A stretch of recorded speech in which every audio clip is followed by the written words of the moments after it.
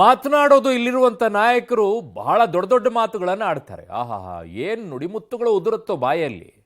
ಆದರೆ ಈ ಜಿಲ್ಲೆಯಲ್ಲಿ ಆಗುವಂತ ಎಡವಟ್ಟುಗಳು ಒಂದಲ್ಲ ಎರಡಲ್ಲ, ಸಾಲು ಸಾಲು ಇಲ್ಲಿರುವಂತ ಜನ ಅನುಭವಿಸ್ತಾ ಇರ್ತಾರೆ.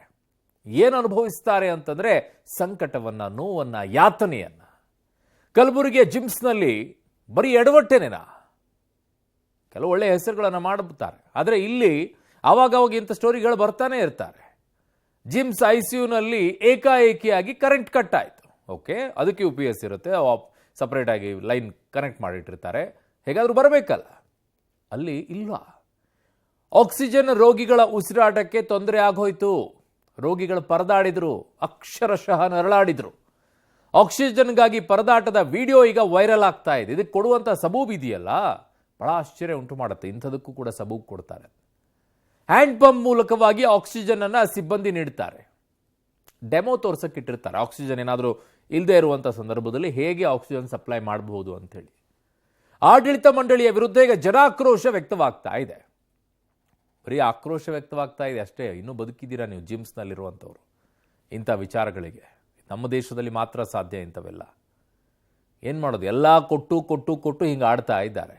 ಎಲ್ಲ ರೀತಿಯಾದಂಥದ್ದು ಸೂಕ್ತ ಕ್ರಮ ಅಂತ ಸಚಿವ ಶರಣ್ ಪ್ರಕಾಶ್ ಪಾಟೀಲ್ ಅವರು ಹೇಳ್ತಾರೆ.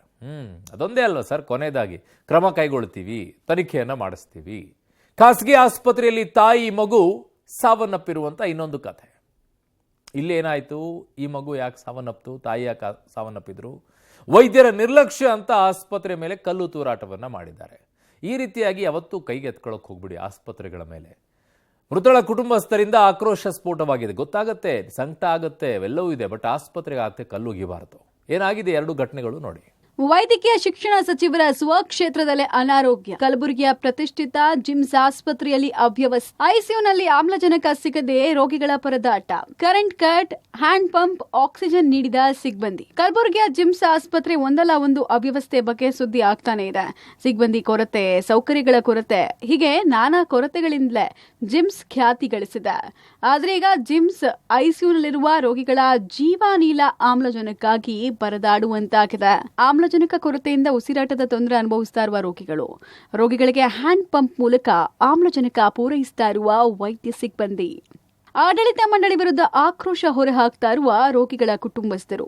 ಇವೆಷ್ಟು ಕಲಬುರಗಿ ಜಿಮ್ಸ್ನ ಅವ್ಯವಸ್ಥೆಗೆ ಹಿಡಿದ ಕೈಗನ್ನಡಿಯಂತಿದೆ. ವೈದ್ಯಕೀಯ ಶಿಕ್ಷಣ ಸಚಿವ ಡಾಕ್ಟರ್ ಶರಣ್ ಪ್ರಕಾಶ್ ಪಾಟೀಲ್ ತವರು ಜಿಲ್ಲೆಯ ಜಿಮ್ಸ್ ಆಸ್ಪತ್ರೆಯಲ್ಲಿ ICUನಲ್ಲಿ ನಿನ್ನೆ ಸಂಜೆ ವಿದ್ಯುತ್ ಕೈಕೊಟ್ಟಿದೆ. ಇದರಿಂದ ICUನಲ್ಲಿ ಆಮ್ಲಜನಕ ಸಿಗದೆ ಆಕ್ಸಿಜನ್ ರೋಗಿಗಳು ಪರದಾಡಿದ್ರು. ಕರೆಂಟ್ ಕೈಕೊಟ್ಟ ಬಳಿಕ ಬ್ಯಾಟರಿ ಮೂಲಕ ಆಕ್ಸಿಜನ್ ಪೂರೈಕೆ ಮಾಡುವುದಕ್ಕೆ ಮುಂದಾದ್ರು. ಆದರೆ ಬ್ಯಾಟರಿಗಳು ಬ್ಯಾಕಪ್ ಬಾರದ ಕಾರಣ ಆಫ್ ಆಗಿತ್ತು. ಬಳಿಕ ಅಲ್ಲೇ ಇದ್ದ ವೈದ್ಯ ಸಿಬ್ಬಂದಿ ಹ್ಯಾಂಡ್ ಪಂಪ್ ಮೂಲಕ ಆಮ್ಲಜನಕ ಪೂರೈಕೆ ಮಾಡಿದ್ರು.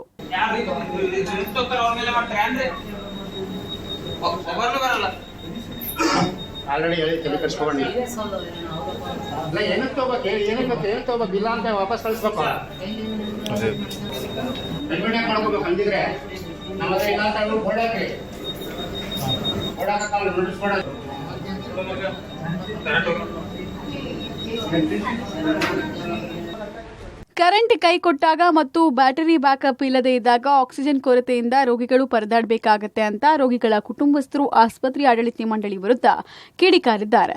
ಈ ಬಗ್ಗೆ ಜಿಮ್ಸ್ನ ಡೀನ್ ಶಿವಕುಮಾರ್ರನ್ನ ಕೇಳಿದ್ರೆ 10 ನಿಮಿಷ ಕರೆಂಟ್ ಸಮಸ್ಯೆ ಆಗಿತ್ತು. ಈ ವೇಳೆ ಮ್ಯಾನ್ಯುಯಲ್ ಆಗಿ ನಾವು ಆಕ್ಸಿಜನ್ ಕೊಡಬಹುದು ಅನ್ನೋದನ್ನ ನಮ್ಮ ಸಿಬ್ಬಂದಿ ತೋರಿಸಿದ್ದಾರೆ. ಇದನ್ನೇ ಯಾರು ಮೊಬೈಲ್ನಲ್ಲಿ ರೆಕಾರ್ಡ್ ಮಾಡಿಬಿಟ್ಟಿದ್ದಾರೆ ಅಂದಿದ್ದಾರೆ. ಅದು ದೊಡ್ಡ ಇನ್ಸ್ಟಿಟ್ಯೂಷನ್ ಆಗಿದೆ. ಕೆಲವೊಂದು ಎಲೆಕ್ಟ್ರಿಕಲ್ ಗ್ಲಿಚ್ ಇರುತ್ತೆ, ಟೆಕ್ನಿಕಲ್ ಫಾಲ್ಟ್ ಇರುತ್ತೆ. ಮನೆಯಲ್ಲಿ ಕೂಡ ಕರೆಂಟ್ ಹೋಗುತ್ತೆ, ಒಂದು 5 ನಿಮಿಷ 7 ನಿಮಿಷದಲ್ಲಿ ಮತ್ತೆ ಅದನ್ನು ಸರಿಪಡಿಸ್ತಾರೆ. ಬಟ್ ಅಷ್ಟು ದೊಡ್ಡ ಇನ್ಸ್ಟಿಟ್ಯೂಷನಲ್ಲಿ 10-12 ಜನ ಎಲೆಕ್ಟ್ರಿಷಿಯನ್ಸು ಇದ್ದಾರೆ. ಮೇಲೆ ಅದಕ್ಕೆ ಇಕ್ವಿಪ್ಮೆಂಟ್ ಇಂಜಿನಿಯರು ಇದ್ದಾರೆ. ಅವ್ರು ಮಾಡ್ತಾ ಇಲ್ಲ ಅಂತಿಲ್ಲ. ಒಂದು 5-10 ನಿಮಿಷ ಸ್ವಲ್ಪ ಏನಾರು ಏನು, ಬಟ್ ಪೇಷಂಟಿಗೆ ಯಾವುದೋ ರೀತಿಯಲ್ಲಿ ತೊಂದರೆ ಆಗಲಿಲ್ಲ. ಮಾಡ್ತಾ ಇದ್ರಲ್ಲ ಸಿಬ್ಬಂದಿಗಳು ಹ್ಯಾಂಡ್ ಪಂಪಿಂದ ಮ್ಯಾನುವಲ್ ಆಗಿ ಅದು ತೋರಿಸಿದಿರ್ತಾರೆ ಅವರು. ಒಂದು ವೇಳೆ ಕರೆಂಟ್ ಹೋದರೆ ವೆಂಟಿಲೇಟರ್ ಬಂದಾದರೆ ಇಂಥದ್ದು ಎಂಬು ಬ್ಯಾಗ್ ಇರುತ್ತೆ, ಇಂಥದ್ರಲ್ಲಿಂದನೂ ನಾವು ಆಕ್ಸಿಜನ್ ಕೊಡ್ಬೋದು, 1 ಅವರ್ ತನಕ ನಾವು ಮೇಂಟೈನ್ ಮಾಡ್ಬೋದು ಅಂತಂದು ತೋರಿಸ್ತಾ ಇದ್ರು ಅವರು. ಜಿಮ್ಸ್ ಆಸ್ಪತ್ರೆ ಐಸಿಯುನಲ್ಲಿ ಕಲಬುರಗಿ ಜಿಲ್ಲೆಯ ಚಿಂಚೋಳಿ ತಾಲೂಕಿನ ರೇವಣಸಿದ್ದಪ್ಪ, ದೇವೇಂದ್ರಪ್ಪ, ಯಾದಗಿರಿ ಜಿಲ್ಲೆಯ ಶಹಾಪುರದ ಓರ್ವ ರೋಗಿ ಚಿಕಿತ್ಸೆ ಪಡಿತಾ ಇದ್ರು. ಆದರೆ ಏಕಾಏಕಿಯಾಗಿ ವಿದ್ಯುತ್ ಕೈಕೊಟ್ಟಾಗ ಎಲ್ಲಾ ರೋಗಿಗಳ ಕುಟುಂಬಸ್ಥರಲ್ಲಿ ಆತಂಕ ಹೆಚ್ಚಾಗಿದೆ. ಕರೆಂಟ್ ಕೈಕೊಟ್ಟಾಗ ಪರ್ಯಾಯ ವ್ಯವಸ್ಥೆ ಮಾಡಿಕೊಳ್ಳಬೇಕಾಗಿದ್ದ ಜಿಮ್ಸ್ ಆಡಳಿತ ಮಂಡಳಿ ನಿರ್ಲಕ್ಷ್ಯ ತೋರಿಸಿದೆ. ಪರ್ಯಾಯ ವ್ಯವಸ್ಥೆ ಇಲ್ಲದ ಕಾರಣ ಹ್ಯಾಂಡ್ ಪಂಪ್ನಿಂದ ಆಕ್ಸಿಜನ್ ಪೂರೈಕೆ ಮಾಡಿದ 10 ರಿಂದ 15 ನಿಮಿಷದಲ್ಲಿ ಕರೆಂಟ್ ಬಂದಿದೆ. ಹೀಗಾಗಿ ದೊಡ್ಡ ಅನಾಹುತ ತಪ್ಪಿದೆ. ಒಂದು ವೇಳೆ ಗಂಟೆಗಟ್ಟಲೆ ವಿದ್ಯುತ್ ಹೋಗಿದ್ರೆ ಆಗ ರೋಗಿಗಳು ಏನ್ ಮಾಡಬೇಕು ಅನ್ನೋ ಪ್ರಶ್ನೆ ಸಹಜವಾಗಿ ಎಲ್ಲರನ್ನ ಕಾಡ್ತಾ ಇದೆ.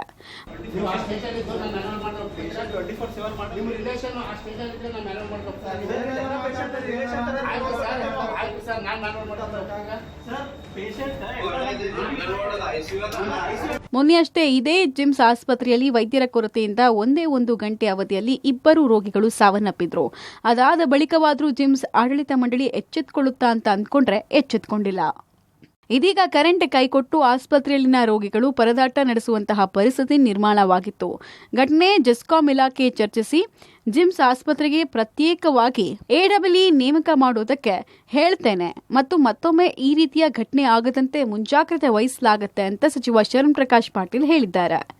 ನಾನು MD ಗೆಸ್ಕಾಂಗೂ ಹೇಳಿದ್ದೀನಿ, ಒಬ್ಬ ಅಸಿಸ್ಟೆಂಟ್ ಇಂಜಿನಿಯರಿಗೆ ಅವನಿಗೆ ಪರ್ಮನೆಂಟ್ ಆಗಿ ಅಲ್ಲಿ ಪೋಸ್ಟ್ ಮಾಡಿ ಅಂತ. ಯಾಕಂದರೆ ಭಾಳಷ್ಟು ಆಸ್ಪತ್ರೆಗಳಿವೆ ಅಲ್ಲಿ.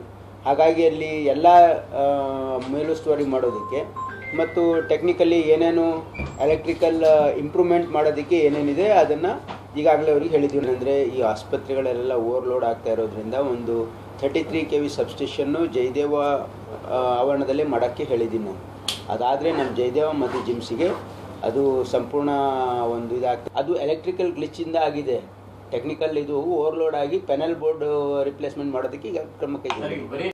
ಕಲಬುರಗಿಯನ್ನ ಮೆಡಿಕಲ್ ಹಬ್ ಮಾಡ್ತೇನೆ ಅಂತ ಹೇಳುವ ಸಚಿವ ಶರಣ್ ಪ್ರಕಾಶ್ ಪಾಟೀಲ್ ಮೊದಲು ಜಿಮ್ಸ್ ಆಸ್ಪತ್ರೆಯ ಅವ್ಯವಸ್ಥೆಯನ್ನು ಬಗೆಹರಿಸಬೇಕಾಗಿದೆ. ಅಲ್ಲದೆ ಜಿಲ್ಲೆಯಲ್ಲಿ ಎಐಸಿಸಿ ಅಧ್ಯಕ್ಷ ಮಲ್ಲಿಕಾರ್ಜುನ್ ಖರ್ಗೆ, ಸಚಿವ ಪ್ರಿಯಾಂಕ್ ಖರ್ಗೆ ಅಂತ ದೊಡ್ಡ ನಾಯಕರೇ ಇದ್ರು. ಇಲ್ಲಿನ ಸಮಸ್ಯೆಗಳಿಗೆ ತಲೆ ಕೆಡಿಸಿಕೊಳ್ಳದೆ ಇನ್ನೂ ಹಿಂದುಳಿದ ಜಿಲ್ಲೆ ಅಂತಾನೆ ಕಾಲ ಕಳೆದಿದ್ದಾರೆ ಅಂತ ಸಾರ್ವಜನಿಕರು ಆಕ್ರೋಶವನ್ನು ವ್ಯಕ್ತಪಡಿಸಿದ್ದಾರೆ.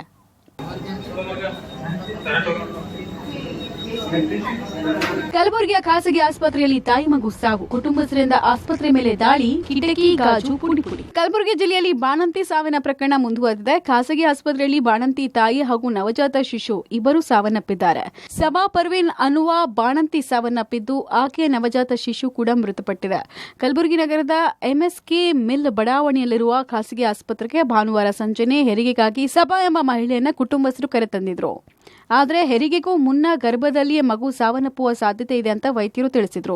ಕಡೆಗೆ ಲೋ ಬಿಪಿಯಿಂದ ತಾಯಿಯು ಮೃತಪಟ್ಟಿದ್ದಾರೆ. ವೈದ್ಯರ ನಿರ್ಲಕ್ಷ್ಯವೇ ತಾಯಿ ಹಾಗೂ ಮಗು ಸಾವಿಗೆ ಕಾರಣ ಅಂತ ಕುಟುಂಬಸ್ಥರು ಆಕ್ರೋಶವನ್ನು ವ್ಯಕ್ತಪಡಿಸಿದ್ದಾರೆ. ಆಕ್ರೋಶಗೊಂಡ ಕುಟುಂಬಸ್ಥರು ಆಸ್ಪತ್ರೆಯಲ್ಲಿ ದಾಂಧಲೆ ನಡೆಸಿದ್ದು, ಆಸ್ಪತ್ರೆ ಗಾಜು ಪುಡಿ ಮಾಡಿ ಪೀಠೋಪಕರಣ ಧ್ವಂಸಗೊಳಿಸಿದ್ದಾರೆ. RG ನಗರ ಪೊಲೀಸರು ಸ್ಥಳಕ್ಕೆ ಧಾವಿಸಿ ಪರಿಸ್ಥಿತಿಯನ್ನು ನಿಯಂತ್ರಿಸಿದ್ದಾರೆ. ಒಟ್ಟಾರೆ ಕಲಬುರಗಿ ಜಿಲ್ಲೆಯಲ್ಲಿ ಜಿಲ್ಲಾಸ್ಪತ್ರೆಯಲ್ಲಿ ಒಂದು ರೀತಿಯ ಅವ್ಯವಸ್ಥೆ ರೋಗಿಗಳನ್ನ ಕಾಡಿದ್ರೆ, ಖಾಸಗಿ ಆಸ್ಪತ್ರೆಯಲ್ಲೂ ಅವ್ಯವಸ್ಥೆ ನಿರ್ಲಕ್ಷ್ಯಕ್ಕೆ ರೋಗಿಗಳು ಪರದಾಡುವಂತಾಗಿದೆ. Praveen Reddy, public TV, Kalaburagi.